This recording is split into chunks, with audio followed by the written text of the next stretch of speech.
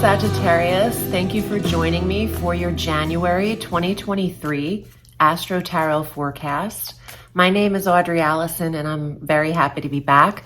Thanks for tuning in, and please watch your rising sign as well as your moon sign for a full dose of the cosmos for the month. I am shuffling the Alchemical deck by Robert M. Place. This is the deck I started using back in 2013 when I started this channel.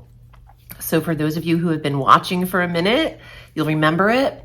And let's get to it. We are starting this year, Happy New Year, with a Mercury retrograde. So on December 28th, when the sun shifted out of your sign, and I owe you a belated happy birthday.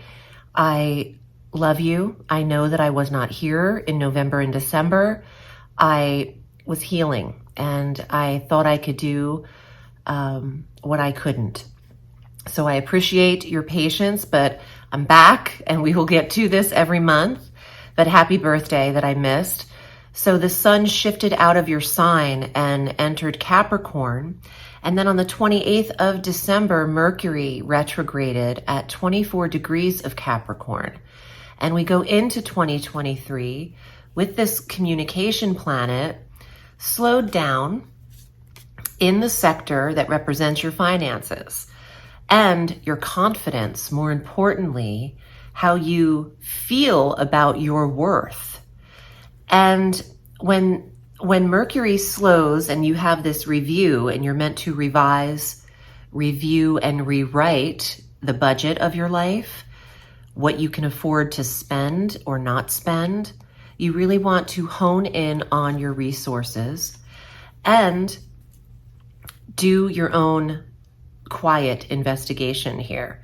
Where can you trim the fat in this retrograde? So when Mercury goes direct on the 18th, in clarity, you can make financial decisions and perhaps connect with a financial advisor to help you make those decisions. And Sagittarius is, for a change, I want to say, in the mood to get involved in a more serious tone in their financial life. And sometimes it's easy to just go check to check and just burn holes in pockets. This retrograde affords Sagittarians a mild scare or concern in order to get things in order. So don't freak out and push the alarm button. What's happening now is you're getting prepared to shift into a more responsible financial lifestyle. And this retrograde is the initiating factor in you doing so. On the 6th of January, we have our first full moon. And this is an awareness closure at 16 degrees of Cancer in your other money sector, the 8th house of shared resources. Sagittarius, where have you finished your commitment in terms of an investment or a bond or a CD? Is there anything that Sag can now close out of without being penalized that should be looked at, or to make some changes and shifts in the sector of change, but also shared resources and investments?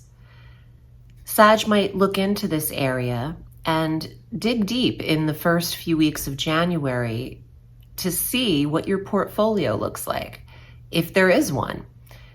Where have you gained assets in life? And tallying your worth is coming up here. And it might not even necessarily mean tangible things to some of you. This could be about confidence and how you value yourself and how much you respect where you've been and how far you've come. There could be the need to self-criticize, and I don't want you to aim down a rabbit hole here of too much self-judgment. Don't be harsh on yourself. Allow for some mild introspection. Our sun shifts out of Capricorn and into Aquarius on the 20th of January, conjunct Venus. Venus has shifted into your third house where you hold Aquarius on the 2nd of January.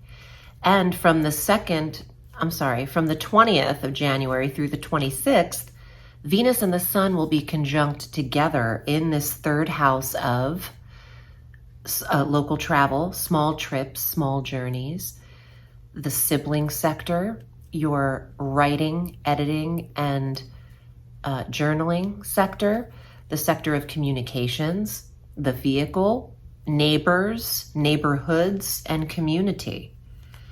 Sagittarians want to have fun, and with the people that surround them naturally, whether that is siblings close to you or the neighbors close to you. The new moon on the 21st is at the 1st degree of Aquarius in that third sector, conjunct Venus, the sun. That would be a great time for you to take a short trip in the car. And now that Mercury is direct and moving forward, there is a new need to explore small trips, the third house, and do a getaway. Maybe you'll go to your siblings' house because this is connected to both areas of that, journeys and siblings. Your ruling planet Jupiter is stationed harmoniously, trining the planets you have in Sagittarius.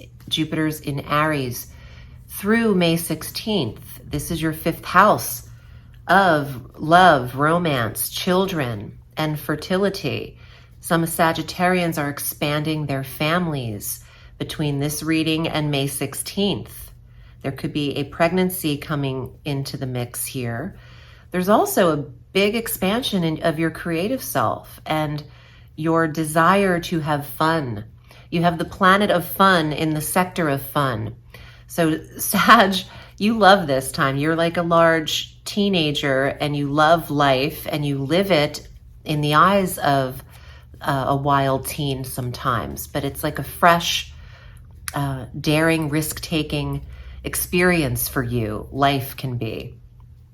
Mars is sextiling your ruling planet in Aries. Mars is stationed in Gemini in your 7th house of marriage through March 25th.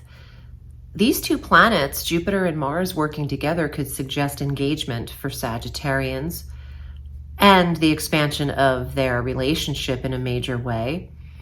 Definitely moving in or a commitment of some sort. Between the 5th and the 7th house, you have Jupiter expanding, the planet Mars, desire, action, taking action towards, and where you have stamina and strength.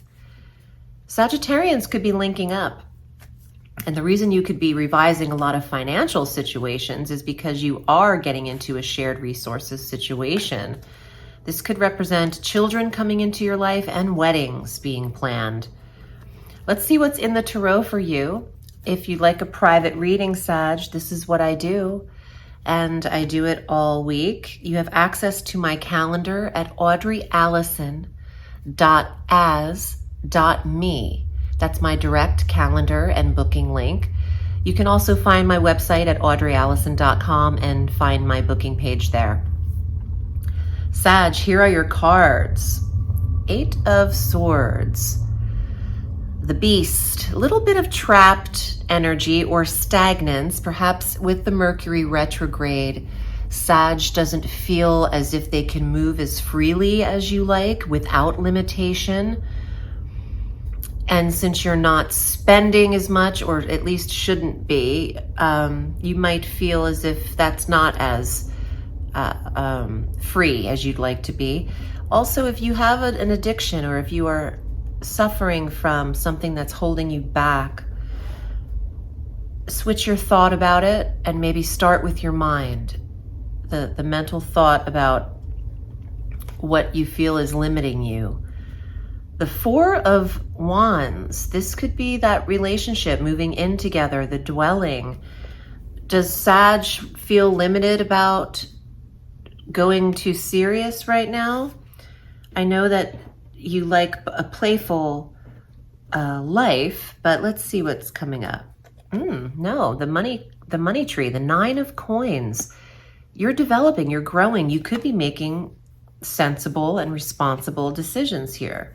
You could relax into a shared resources situation. The 4 of Cups, but something about these 2 cards suggests you're back and forth. You want to do it, but you're stuck. Both of these cards have a little bit of a limitation. The elephant in the sand doesn't move very effortlessly. You could be getting in the way because you're taking time to evaluate this, and not that that's a bad thing at all. Take your time. This is important. And even after this decision, if you don't feel like the move is a good thing, or if something in this connection shouldn't be rushed, then just take your time with it, and perhaps it could take 4 weeks to 4 months to really reevaluate this. None of this is negative. This is actually a very supportive card for what you are working on right now, blooming and prospering.